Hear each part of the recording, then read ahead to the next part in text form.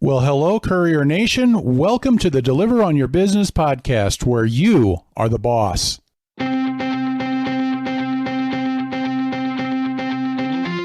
If you deliver for Grubhub, DoorDash, Postmates, Uber Eats, or any of those others, this podcast is for you. They said you have to be an independent contractor, which makes you a business owner. We are here to help you think like one and claim your rights and your opportunities.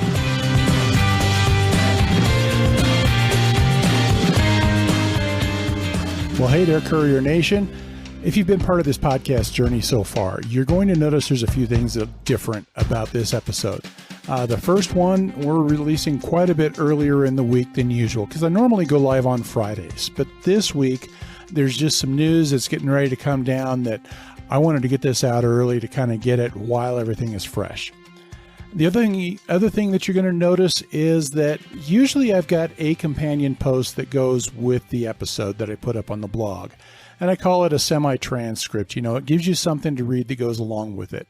And folks, there's a lot to say right now about different aspects of what's about to happen here in California that I think if I tried to cover it all as much as I wanted to on this episode, it could go really long. And so the plan is here, what I'll do is I'll put a series of posts up that I'll kind of go into a little more depth on some of the points that I'll touch on here with this episode today. Folks, there is some earth-shaking legislation that's about to go down. And in fact, as I record this, it might be going down. I'm not sure. I haven't been able to nail down exactly when the vote is. I've heard it could be today. But California, I know he's saying California and earth-shaking, maybe that's not the best choice of words. I could probably do a little better than that. But I'll tell you what, in our industry, it is some pretty big stuff. And I'm talking about AB5, or it's called Assembly Bill 5, you know, to get away from the initials there. It has already passed the state assembly. The Senate is expected to pass it. They expect it to pass by the end of the week, which is the end of the legislative session. And Governor Newsom in California has already announced his support to it.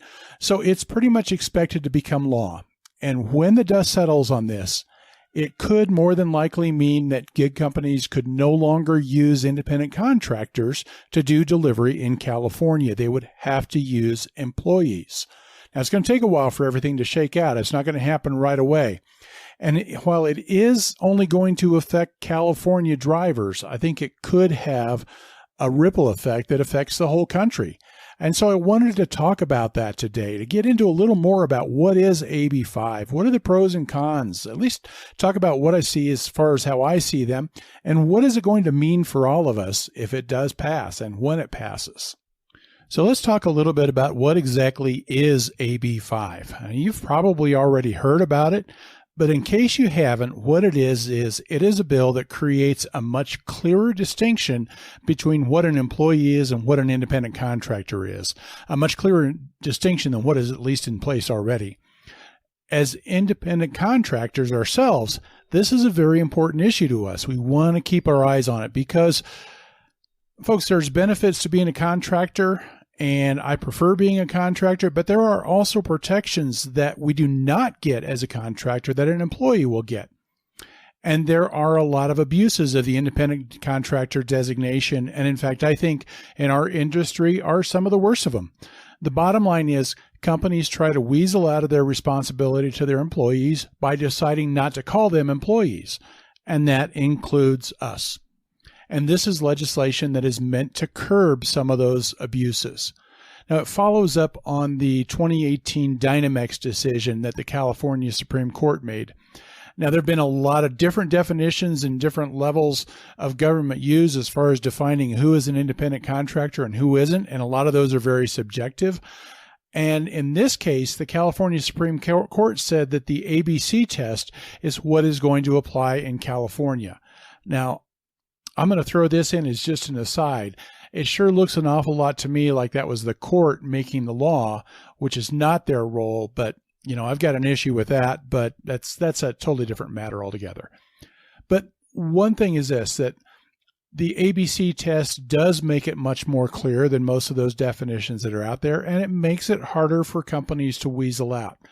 You've got to meet all 3 tests of this ABC test to be able to call somebody an independent contractor. It's not a matter of weighing one against the other like most definitions do. And the 3 tests are: A, the company cannot control the work.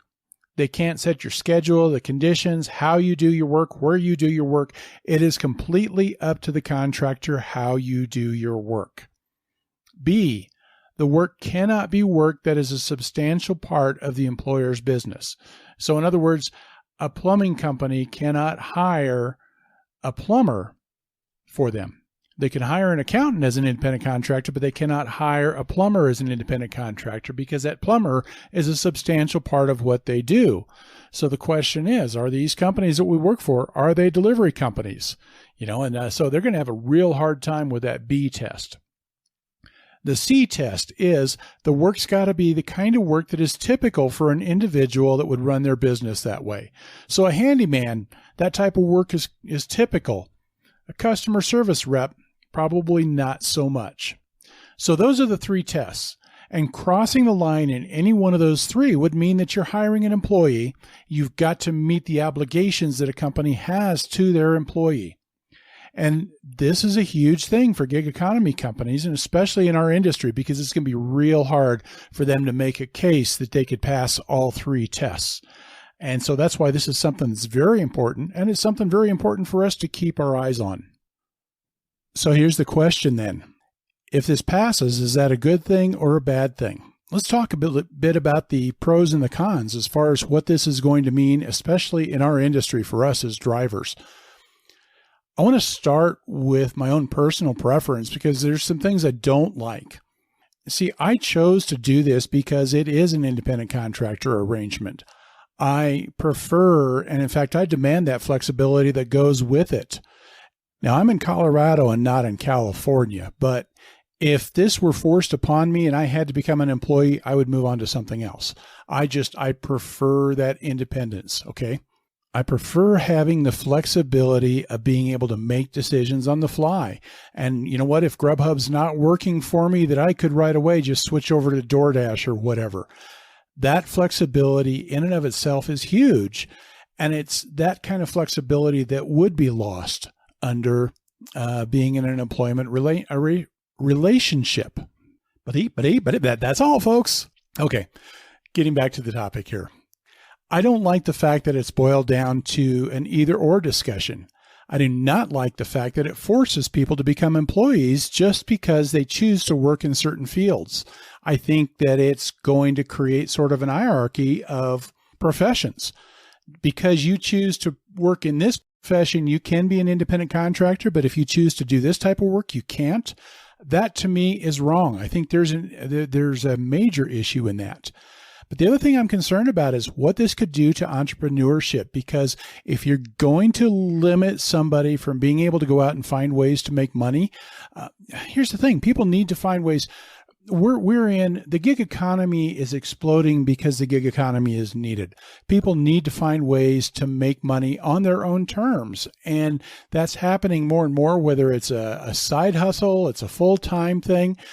Maybe for some people that's because you're retired, but you still need to be productive and you still need to make some money here and there. And having that kind of flexibility as an independent contractor, it appeals to a lot of people. But when we force people to become employees, I am so afraid of what that could do to entrepreneurship overall. What are the unintended consequences there? Now, those are my objections to it, but there are a lot of reasons that I actually think that it's necessary. And the bottom line is that these gig companies have totally and thoroughly abused the independent contractor designation. Here's the thing. Most people, when they sign up for a delivery gig, they still think they're employees. Yes, I know the contract very clearly says they're independent contractors, but how many of them really know what that means? I mean, seriously, folks, I see people in the delivery forums all the time, and you know that they've got no clue what that means. They still think they're employees. And that's where these companies are very wrong, in my opinion. They know that most of these people, they're clueless and they don't care. In fact, they prefer to keep it that way because if they knew the repercussions tax-wise, if these people knew that they were making well below minimum wage, and most of them are making below minimum wage, and most of those that are don't even realize it because they have no idea what their actual costs are. But if these people knew that they were on their own as far as insurance, if they knew that these companies don't have their backs if they get hurt, if they knew the tax repercussions, all of these things, they would not sign up enough for these companies to have enough people to complete the deliveries. They just wouldn't get enough people to do the work if people really understood what it meant to be an independent contractor. But the other reason that they're happy to keep it that way is if these people think they're employees, it's easier to control them like an employee without actually getting right down and doing it. And that gets right down to the A test and the ABC.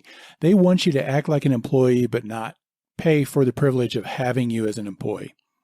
Now, you are at risk in so many ways, and especially if you don't know what it means to be a contractor, and they are happy to keep you at risk, as long as that means that they've got enough people to make their deliveries so that they can make their money, and that is the definition of exploitation. Now, I understand I'm a bit of a contradiction here because I don't want to be an employee, and yet I think that they should make people employees, But like I said, I'll move on to something else if it ever comes down to that. But I feel this way about the exploitation thing because here's the deal, folks. I've run my own business in the past, and I even run my own business now in something totally different than delivery, but I choose to do that. And I think that's the real key here is whose choice is it? And when I'm back and forth between whether or not they should be allowed to hire contractors or not, I think that's probably the straw that just leans me enough on the side that it should be employees. And that is, whose choice is it? Because most people that sign up, they're not thinking that they want to run a business. I can tell you that for sure. They are thinking, I want to earn a fair price for a fair day's work. I don't care whether I'm an employee or independent contractor. And for all I know, it's the same thing, just different words, right? That's how most of them are thinking. But that is an employee relationship there. And when you're hiring a massive workforce, you're hiring them at scale to do your work for you. That is an employee thing. That is not an environment where all or even most or probably even a significant number of the people are doing it with the express intent of running their own business. To me, that's the decision maker right there. Now, I said this before, but ultimately, I wish this wasn't the only option, though, because I find myself thinking that if you could require applicants to go through an education process about what it is to be a contractor, if you could make sure that you've had them sign off on exactly what that means, you sign off on the benefits and disadvantages. If you had better oversight on these companies to make sure that they're not crossing the line on control, I would much rather see that than just make it a whole scale thing that you've got to be an employee. I'm not sure that's realistic though, but that's kind of like if I had my druthers, that might be the direction I would go.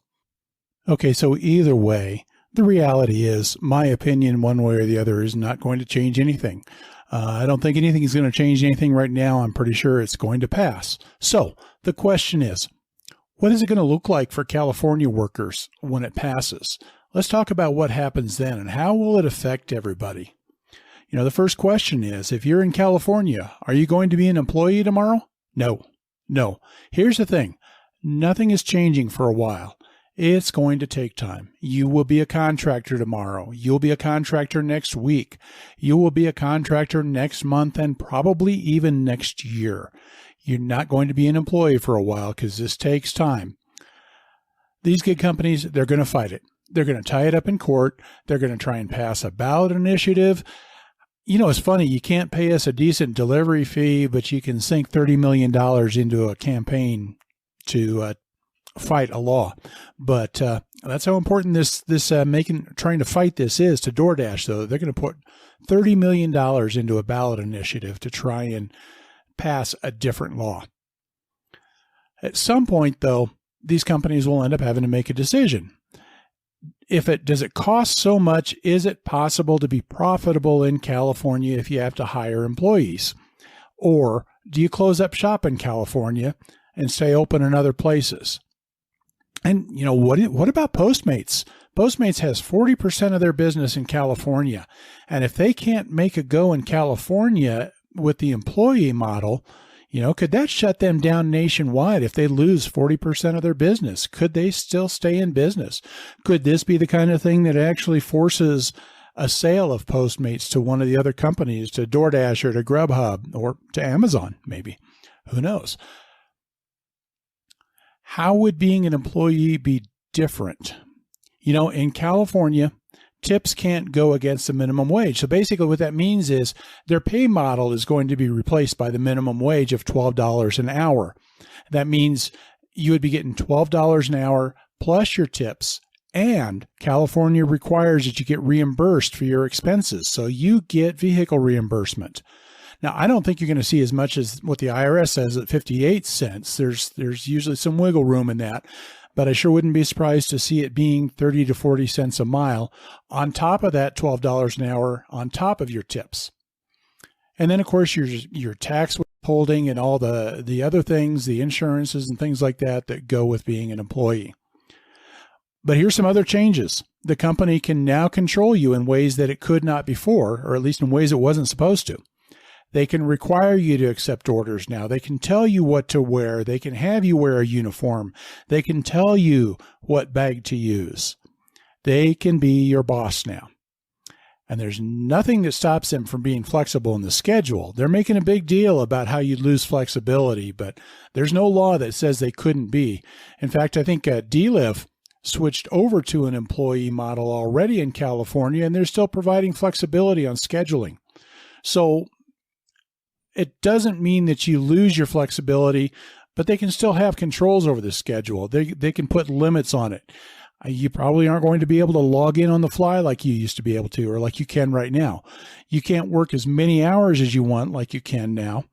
And because these large companies have benefit requirements for full time, the days of working more than 30 hours a week for any one app are probably going to be over. That would be my guess. The full-time driver is going away unless you can make it by being part-time for several different apps. And then there's that question of whether or not they can have you sign a non-compete. I don't know the California laws around that, but you might have less flexibility being able to work for other apps. You might not be able to. You can pretty much guarantee that you wouldn't be able to multi-app like you can right now.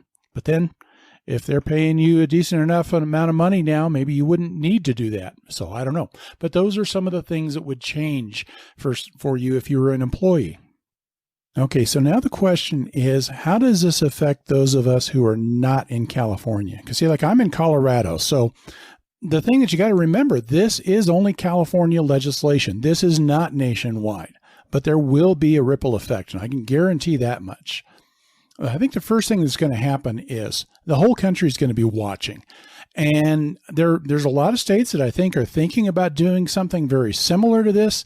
They're going to watch California for a little while and see, what does this do to their economy? Is it going to topple their economy? Is their economy going to be in great shape after they make this change? You know what I mean? And when they look at that, and especially if things are going well, they may be a lot more likely to adopt similar legislation. And a lot of those states that are more likely to do that are ones that have a lot of people. And ultimately what that could mean is you've got a very significant portion of the workforce for these companies that are now employees when that happens. Now, there are some states, there's no way they're making a change. I don't expect you would ever see Texas make that change, for example. You know what I mean? They're kind of on the opposite end of the spectrum. But the other thing is, what does this do to these companies? Because let's talk about Postmates for a minute. Here's the thing is, the big question I think with Postmates is, can they be profitable in California with employees instead of independent contractors? Because California is 40% of their market. And if they've got to pull out, I don't think they could afford to pull out and give up 40% of their business. And but if they can't make it in California, once again, I think that this could topple them if they can't figure out a way to make the employee model work in California. And, you've got to ask about all the other companies as well, because, all of them, if they've got a significant portion of their employees now in other states, that are employees, what does that do, right? You go back to Postmates, that if I think that this could be the kind of thing that would actually force them then to get very serious about sale talks to, DoorDash or Amazon or Uber Eats or whoever, you know what I mean? I think, honestly, I would not be surprised if we don't see this being the end of Postmates. And what does it do to some of the other companies? That's a good question. I think I'm going to throw one idea out there that ultimately, this is my guess, that I think it's going to put an end to the independent contractor relationship for all of these nationwide companies. When it's all said and done, when everything is shaken out, whether or not the individual states have made the change. And this is the reason why I say that, is if they've got to go to an employee relationship with a significant part of their workforce, there's a lot involved with just getting the infrastructure in place to do that. And there's a huge inefficiency with working with two different types of workforces. But the other reason that I say that is because now that they've got a lot of employees, and they can control the outcome a lot better because they are employees and not independent contractors, they can control now whether or not orders are getting picked up. They have a lot better control over customer satisfaction because of that. And the other thing that has to happen is that when they get employees, they've got to get a heck of a lot more efficient in the way that they do things. I believe that Grubhub could probably, if they fixed the efficiencies, they could work on probably 60% of their workforce. And, if at 60% of what they do right now, and you put them under an employee model, there's a good chance you could end up making that change without actually having that dramatic increase in cost, all by just fixing those efficiencies. And if they fix those efficiencies in other places, in the places where they've got employees, does it make sense to continue to operate with the independent contractor model in those other states? And so that's where I see that it could end up going. Now, that's just kind of me thinking off in la la land. I don't know that I've got any solid data to really put behind that, but that's kind of what I think could happen. So, okay, Courier Nation, I just took a pause to go check and see. So far, no news yet. I haven't seen anything about a vote yet in the Senate. So as far as I know, everything is still the same way as it was. But the question being, I'm pretty sure this is going to pass. And the question is, what do we do next? All right, that's the $1 million question. What about for us now? What do we do right now if and when this passes? And the first thing that I would tell you is just relax. Nothing's changing right away, okay? There's a lot that's got to happen before actual changes take place. So you're going to have plenty of time to make any kind of decisions that you need to make. Just relax. Don't get too worried yet, and don't get too excited yet, because if you think it's a good thing for you, it's not going to happen right away. So just kind of, hold it in a little bit and relax. Number 2 is search your soul. And just ask yourself, how do you feel about being an employee? I know that some of you would much, much rather being an employee.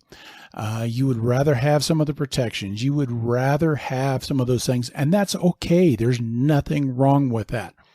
Some of you are like me, where the independence and the flexibility mean an awful lot more, and we're willing to say, I'm okay if I don't have some of those protections, and that's okay too. But you just got to kind of make that decision. Where do you stand? How do you feel about that? Because that's going to help you make decisions as things start to happen wherever you are. One other thing that I would tell you to do is maybe you want to start looking into what could happen in your own state. All right. What are your state laws about employment and about minimum wage? And what's the minimum wage for a tipped worker in your state? Because like in California, you can't apply tips against minimum wage. It's minimum wage plus your tips. California, or in Colorado, I think $8 is the minimum wage for a tipped worker, which is about $3 less than the normal. So it's somewhere in between. There are some states where it's $2.17 is the minimum wage. And so it's going to make a big difference depending on what state you're in if you become an employee. And, The other thing you want to know is, what does your state require about reimbursement for expenses? You can just Google that. Does Colorado require reimbursement for expenses for employees? Do something like that and find out what that is, because that's going to tell you whether or not they can cover some of that stuff, because then you've got an idea what it would look like in your state if you were to become an employee. I think the big one, though, that I would tell you to do is, focus on what you would do next, because things can change. This is the kind of thing that could totally change the whole industry.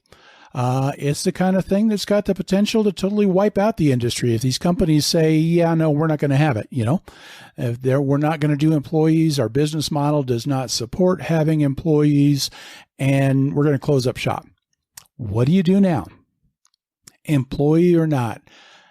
Even without those changes, guys, you want to think about having an exit plan. You want to start thinking about what's next, because even if nothing changes, there's such a low ceiling on what we do.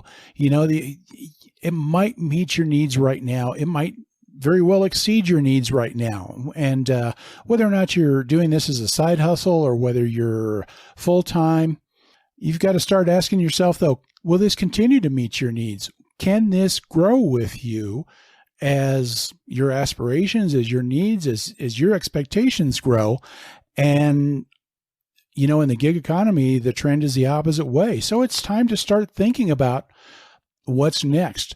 I don't think this is going to make a huge change for a long time, but there will be huge changes. It just is going to take time. And you want to start being ready for that. What do you want to do when you grow up? You know what I mean? And what do you got to do to get there? Now's the time to really start thinking about that kind of thing. Start thinking about, how can you grow from this? How can you take what you're doing and grow from there? Folks, AB5 is a big deal. It's a really big deal, and it's going to change the landscape in California. That's going to take time. It is going to change the landscape nationwide, but that also is going to take time. Folks, it could make the Entree Courier obsolete, because this whole website and this podcast were designed to help people thrive in an independent contractor environment. And if that environment goes away, well, this website's no good anymore. But you know what? If it's better for everybody, that's okay. I'm okay with that. We're getting so much closer to knowing what's going to happen in California. It's almost a given that it's going to become a law. But there's also a lot we don't know. We don't know how it'll shake out. We don't know how long it'll take. But the bottom line that I want to leave with you when we think about this is, the whole theme of this website and of this podcast is be the boss, to take control of your life, your career, your business. And being the boss means don't be at the mercy of the changes with these companies. DoorDash is going through a pay model change. You don't have to be at the mercy of that if you decide you're the one to take control of your life. And you don't have to be at the mercy of whatever happens with this legislation if you decide you're going to be the boss and take control of your life. Keep your options open, stay in tune with everything that's happening, stay ahead of everything, and continue to be the boss. Courier Nation, it's going to wrap it up for this episode, but coming up, we do have a couple of interviews lined up that I'm really excited about, and I look forward to introducing you to some individuals that they may not need introduction, I don't know, but they've really helped a lot of drivers, and we want to have them share some of their insights and especially expertise in particular areas. Now, we're also going to get a chance, we'll go into Uber Eats. How's Uber Eats as a platform? And we'll do that just like we did with Postmates and with Grubhub in previous episodes. Folks, we've had a lot of activity lately on the Entree Courier website. So go to entrecourier.com, or you can go to deliveronyourbusiness.com and then just click on blog. And you can see some of the stuff, because we've been talking a lot about DoorDash and with their pay model. Last week's episode, we talked about DoorDash, how they were as a company, but since putting that out, DoorDash has started testing their new pay model in some markets. And so we've talked a lot about that. So you may want to go ahead and check that out, because and once the dust has settled on their pay model, then we can wrap up our whole section on how each platform is to work with, and we can then get a chance to talk about DoorDash in that light as well. Folks, I want to thank you for tuning in. Thank you for those who have subscribed. If you've not subscribed to this podcast, please do so. And you can find us on any of the sites, Spotify or Apple Podcasts. I still wish I could call it iTunes because it just, it just sounds cool to say I'm on iTunes, but I can't do that anymore because they changed it. But any of the sites, subscribe, leave a review there because that helps us get found. And folks, if any of the information that you're getting from our website or from the podcast is useful at all, please share the word. Let people know that are in delivery about the Entre Courier, because if it's helping you, I think reaching out to them and helping them to find us can help them out as well, because we want to help people just take control to be the boss. And folks, that's the one thing that I ask you as I depart for today is go. Take control of your life, your career. Go and be the boss.